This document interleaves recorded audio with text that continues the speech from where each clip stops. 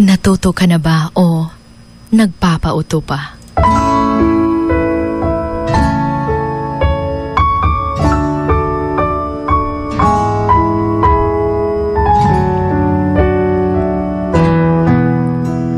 Minsan, nakakapagod magmahal, no? Yung tipong gusto mo lang naman maging masaya. Kasama siya, pero kahit pala gaano kasaya, minsan nakakapagod na. Dumadating pala sa panahong hindi mo na siya hahanapin pa. Yung panahong hindi na siya yung bukang bibig mo.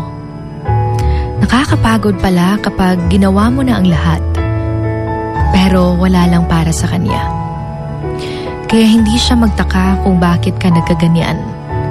Hindi niya rin dapat isisi sa'yo na parang ikaw yung may kasalanan. At kung bakit tila ika'y nagbago. Kung bakit unti-unti ka nang natuto. Alam niya naman yung rason kung bakit ayaw mo na. Kung bakit bibitaw ka na sa inyong dalawa. Kung bakit kusa ka ng lalayo. Kung bakit hindi mo na siya kayang patawarin pa. Dahil sa ilang beses na pagpapatawad mo sa kanya, doon mo na pagtanto na wala na pala ang pagmamahal mo para sa kanya. Araw-araw mong hinihintay ang pagbabago niya. Pero araw-araw mo ring nararamdamang napapagod ka na at hindi ka na niya binibigyan pa ng halaga. Kaya ngayon, hindi ka na nagpapauto pa. Sa pagsabi niya ng mahal kita sa tuwing may kailangan lang siya, noon, lumalambot ka na naman bigla dahil mahal mo nga. Pero ngayon, unti-unti ka nang natuto dahil napagod ka na.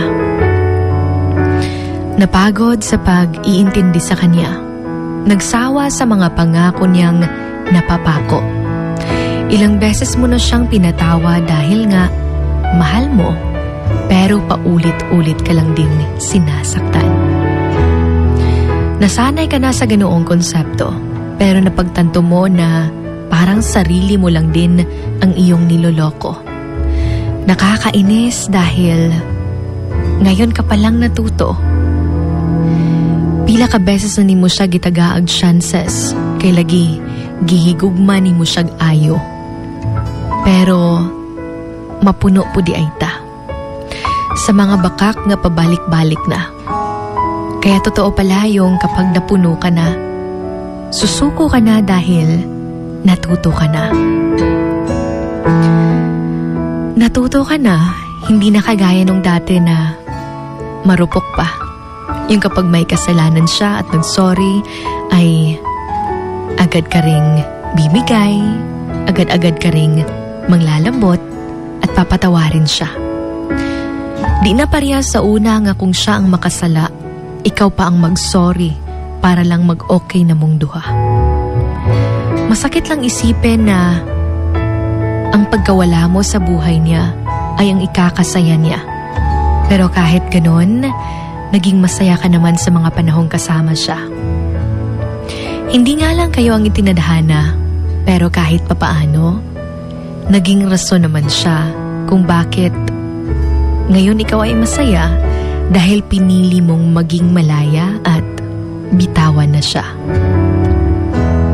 Hindi sa lahat ng panahon ang pagbitaw ay pag-ayaw. Minsan, ito ay pagtanggap. Pagtanggap mo sa mismong ikaw. Sa una, di ni mo kaya nga wala siya. Pero karon, mas dili ni mo kaya kung mawala mismo ang imong kaugalingon sa sige o gukod niya. You know what? You carry so much love in your heart. Give some to yourself. And take note to never allow someone to be your priority while allowing yourself to be their option.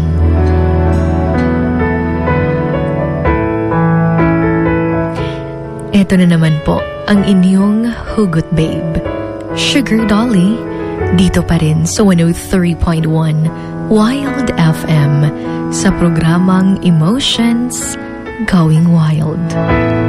Emotions Going Wild. Wild FM. Emotions Going Wild. Wild FM.